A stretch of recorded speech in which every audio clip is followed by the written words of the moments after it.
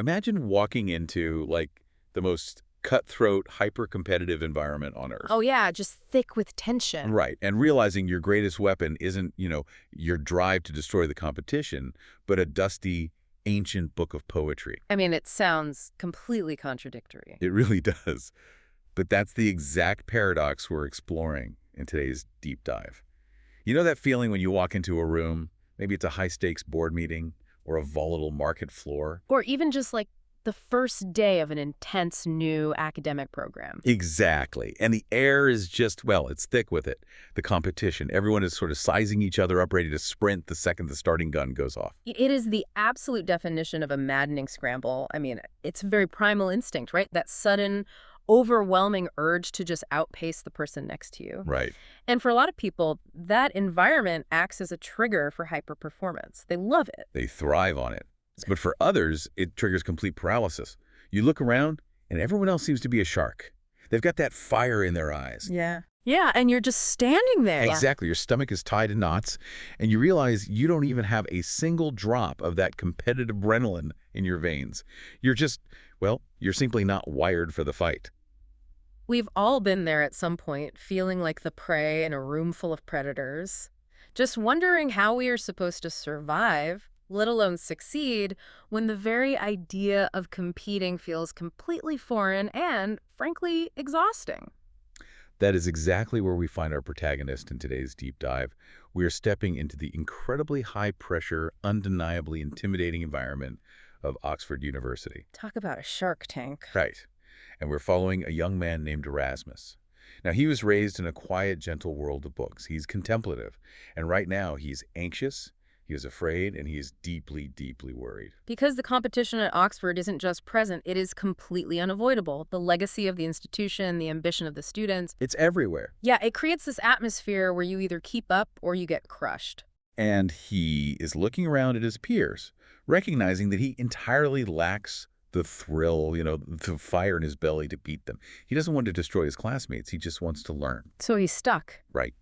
Today's mission is to explore how someone like Erasmus, or you, listening right now, if you've ever felt that way, Definitely. how you can survive and actually thrive in a hyper-competitive world without losing your soul. We're examining two really profound poems today. Winning is not for the faint of heart and self-reliance. Both incredible texts. Yeah. The goal is to uncover how we can reframe competition, taking it from an external rat race against everyone else, and turning it into an internal war to master your own spirit. What's fascinating here is how Erasmus chooses to handle this crisis of confidence. Recognizing his own lack of killer instinct, he seeks out the exact opposite of himself. Oh, totally. He rushes to the shop of his mentor, a man named Mr. Newton Payne, who happens to be a fearless war hero. A World War II pilot, to be exact. The guy has seen actual combat. Which means he intimately understands adrenaline, survival, and the mechanics of conquering fear in literal life or death situations. Exactly. So Erasmus walks into his mentor's shop, utterly terrified of his impending departure for Oxford, and confesses his affliction. He basically tells this seasoned veteran, I don't have the fire in my belly for it. Right. He says he doesn't see the point or the thrill of it at all. Yeah. And at this point, you'd expect a certain kind of reaction, right? A pep talk. Oh, for sure. A toughen up kid kind of spirit. Yeah, exactly. But the story takes this incredibly ritualistic, almost cinematic turn. Mr. Newton Payne walks Erasmus over to a locked 2x2 glass box. Huh? He punches in a security code. And inside is this enormous, ancient-looking book. He literally makes Erasmus carefully slide the book out by pulling a small rug from underneath it. The reverence there is just palpable. I mean, it's handled like a sacred relic, something far more valuable than just standard advice. But wait, hold on. I have to say, a drowning kid comes to a literal war hero for survival advice. And the hero hands him like a heavy, dusty book of poetry. It seems a bit strange. How does that actually help him in a cutthroat environment? Yeah. That feels like handing a drowning person a manual on water displacement instead of throwing them a life preserver. It seems entirely counterintuitive on the surface, I agree. But if we look at the psychology of what's actually happening, Mr. Newton Payne recognizes something crucial about his mentee. Okay, what's that? A tactical manual on how to be a shark assumes Erasmus actually wants to be a shark. Oh, and he doesn't. He really doesn't. Giving him tactics to beat the other students would be totally useless because his core values don't align with defeating other people. Right, that makes sense. So the book represents a cognitive reframe. He needs a literary prescription to completely redefine what winning actually means before he can even step onto the playing field. Okay, so the mentor opens this massive book to the first poem, Winning is Not for the Faint of Heart. And the imagery right out of the gate is intensely aggressive. Very aggressive. It is the furthest thing from the quiet world of books Erasmus is used to. The contrast is intentionally jarring. I mean, the poem immediately defines winning as a game of survival. It calls it a war. Right. It demands that you visualize yourself as a gladiator in the arena, or, a stealthy ninja warrior striking from the shadows, or a bullfighter confronting the absolute fury of the beast. Wow, it says you have to want it so badly that it burns inside. Yeah. It frames every choice as life or death. Yeah. And just when you think this is a hyper-aggressive Wall Street-style hype-up speech about crushing the guy next to you, the poem executes a massive pivot. A huge pivot. The text explicitly redirects all of that violent, combative energy inward. Oh, interesting. This war is not against the other students at Oxford. True victory, the poem reveals, requires harnessing and taming one's very own demons. So it's an internal battle. Yeah. You are the gladiator, but the arena is your own mind. And the poem actually provides a highly specific internal checklist of enemies you have to conquer. It says you must annihilate the pessimists, ridicule the skeptics, render mute the excusers and naysayers, and exile the slouches. Notice the granularity of those adversaries. We aren't just talking about generalized anxiety or broad self-doubt here. Right, it's much more specific. Yeah, it identifies distinct psychological personas. The slouch is that insidious part of you that wants to take the path of least resistance, kind of masquerading as the need for rest. And the excuser is the voice that preemptively justifies your failures so you don't feel bad about quitting. Spot on. These are the free-spirited, destructive characters that inhabit the kingdom of our minds. To win, the poem says, we must do battle within the confines of ourselves. I just love the image of this internal kingdom. It's like you are the CEO running a company and your brain is your board of directors. Oh, that's a great way to look at it. Right. And half your board is currently panicking, running around with their hair on fire, and the other half is just lazy, sleeping at the conference table, coming up with excuses for why the quarterly numbers are down. Yeah, total chaos. But you don't burn down your own company. You fire the slouches, you mute the naysayers. But the most brilliant part of this strategy, especially for someone as anxious as Erasmus, is how it handles the fearful members of the board. This is key. The poem does not say to annihilate fear. It makes very clear distinction there. It says, calm the fearful, making them our allies. You sit those panicking board members down, you realize they are the ones actually paying attention to the risks. They see the pitfalls. Right, they have a purpose. Exactly. You calm them down and use their cautious energy productively. Which fundamentally changes the objective. You aren't trying to eradicate your humanity or your vulnerability. You are curating your internal governance. Right. And the mechanics of how we actually achieve this alliance with our fear is explored much more deeply when the narrative shifts to the present day. Yes. The story fast forwards to an older Professor Cromwell-Smith. Who we learn is actually an older Erasmus, right? Exactly. And he has just finished reading this very same poem to his university students. A student named Alice raises her hand and asks the million-dollar question. The one we're all wondering. Right. How do we actually identify these demons? And more importantly, how do we start to tame them? She's demanding the leap from poetic theory to practical application. And the professor's answer offers a masterclass in psychological management. Okay, let's break it down. He explains that demons are our fears, our insecurities, and our unresolved conflicts. But identifying them requires brutal honesty. Yeah, that makes sense. You have to undergo deep introspection and ask yourself exactly what it is that is holding you back or filling you with doubt without flinching away from the answer. Because you can't fight an enemy you refuse to look at. Precisely.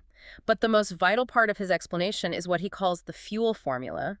Alice asks how to tame them, sort of assuming taming means destroying. The professor explicitly states that taming your demons is not about eliminating them. Wait, so channeling energy sounds great on a motivational poster, Yeah. but mechanically, How does that actually work? How do you actually sit a panic attack down and make it an ally? Well, it comes down to understanding the physiological and cognitive realities of fear.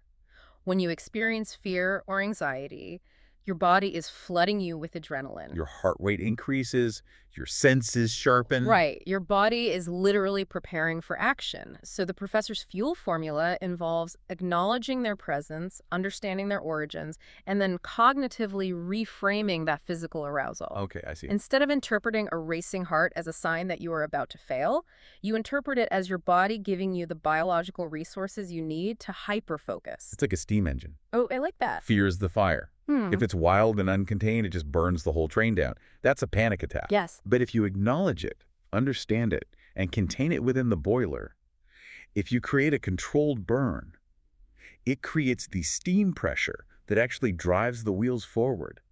You use the demons as fuel to propel you. That analogy captures the mechanism perfectly. The people who are winning the internal war are not devoid of fear. I mean, being fearless is largely a myth. Absolutely. The winners are just highly efficient at recycling their fear into motivation. They feel the heat of the fire, they accept it's there, and they route it to the engine. Which means you don't have to be fearless to be a winner. You just have to be incredibly resourceful with your anxiety. Exactly. It's a wildly encouraging approach. But that brings up a secondary problem. Let's say you do that. You contain the fire, your internal board is sorted, you've won the war in your head. Then what? Right, what's the next step? Do you just spend the rest of your life isolated, hyper-focused on your own internal state? That is the exact tension the second poem addresses. If winning is not for the faint of heart is the manual for winning the internal war, the second poem Mr. Newton Payne shares addresses the aftermath. Okay. What do you become once that internal kingdom is conquered, and how do you interact with the external world? So he moves on to a poem simply titled Self-Reliance. Here, the mentor redefines the external opponent entirely. He tells Erasmus that human beings are rarely the real adversary in life. Belly. Yeah. True winning isn't about defeating the person sitting next to you in the lecture hall or the colleague gunning for the same promotion. It's about defeating life's obstacles. Like what? The seemingly insurmountable challenges, systemic hurdles, and tragedies that life inevitably throws at you. Okay, so the poem outlines the evolution into what it calls a wholesome life warrior. A great term. By conquering your internal board of directors, you gain the clarity and the wisdom to become a doer and a maker. You embody self-assertiveness. You become accountable first and foremost to yourself. It describes a state of profound internal sovereignty. You realize that your primary reliance must be on your own capabilities and moral compass, well before anyone or anything else.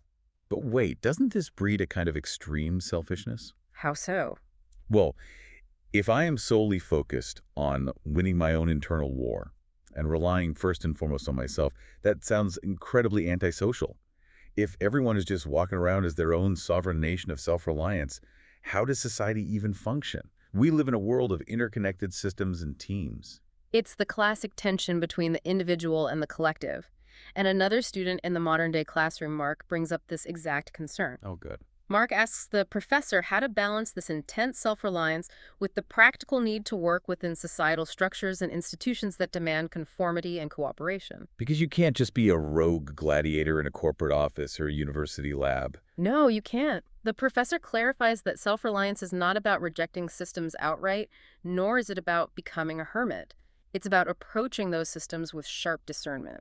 You use the system as a tool. You engage with it. You collaborate. But you ensure your actions consistently align with your own deeply held values, rather than letting the institution's values overwrite your own. You navigate the structure without losing your individuality. So you're playing the game, but you aren't letting the game play you. Exactly. And to address the concern about selfishness directly, the text reveals a pretty counterintuitive truth. Mr. Newton Payne explains to young Erasmus that relying on yourself first actually makes you infinitely stronger when it comes to serving and helping others. Because if you aren't self-reliant, your help is probably conditional. It often comes with strings attached, yeah. If you lack internal sovereignty, your attempts to help others are frequently driven by a codependent need for validation or a desire to be needed. Right. You lean on them to hold your ego up while pretending to support them. But if you are truly self-reliant, if you have tamed your own demons, when you give to others, you are giving out of strength and abundance. That makes total sense. You are standing firmly on your own 2 feet, which makes your capacity to support others genuinely powerful and untainted by your own insecurities. It's the airplane oxygen mask rule taken to a psychological level. Exactly that. The flight attendants always tell you to secure your own mask before assisting others.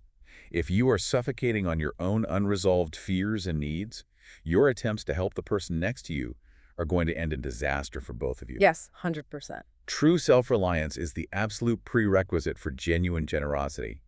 It reframes self-reliance from an act of isolation into an act of preparation for profound, healthy connection. It shifts the entire paradigm of ambition. You aren't building strength to dominate the room. You are building strength to withstand the storms of life and to anchor those around you when they falter. We've traveled from the terrifying anticipation of Oxford, through the locked glass box of a WWII veteran, and into the modern-day classroom of Professor Cromwell-Smith. And to really bring this deep dive home, we have to zoom out and look at the physical reality of the professor in the exact moment he is teaching this class. The visual contrast the author provides here is staggering. Remember, this is a man speaking about the gladiator arena, about stealthy ninjas, about conquering mountains and drawing on an unshakable well of internal will. He is preaching absolute vitality. But physically, he is incredibly fragile. We learn from the text that it has only been 2 weeks since the professor was found unconscious by a night security guard and rushed to the hospital. Wow, just 2 weeks. Yes. The students can plainly see his physical vulnerability. His head is shaved, his skin has an ashen tone. There are dark, heavy shadows beneath his eyes. When he speaks, his voice is weak and hoarse.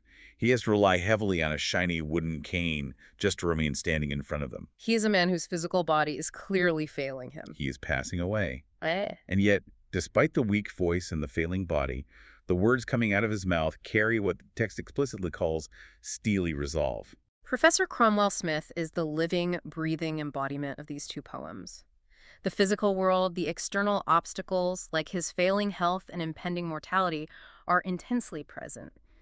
But his internal kingdom, that is completely conquered. He is the wholesome life warrior in his final act. Yeah? He's inviting his students. He's inviting his colleagues for academic prestige or tenure. No. He has tamed his demons. He is using whatever energy he has left, routing the very fear of his own mortality into that steam engine we talked about, and using it as fuel to propel his final mission, which is teaching and preparing these students for the world.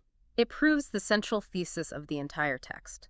The road to victory has absolutely nothing to do with your physical prowess, your volume, or your external dominance over others. Right.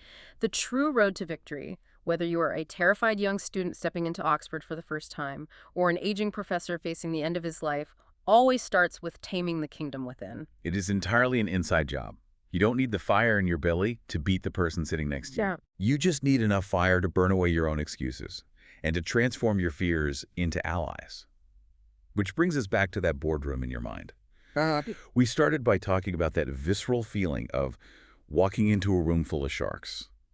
But the reality is, the most dangerous sharks aren't sitting across the mahogany table. They are swimming in your own head. That's a powerful thought. So as you go about your day-to-day, and you inevitably face a moment of intense pressure or competition, I want to leave you with a provocative thought to mull over. If winning is truly an internal game of managing your own psychological board of directors, Yeah. which inner character is currently driving your decisions? Is the skeptic holding the gavel? Is the slouch quietly writing the agenda for your afternoon? Is the fearful one pacing the floor and making everyone else in your head panic? That's the real question. And what would happen to your life right now if you finally pulled them into your office for a performance review?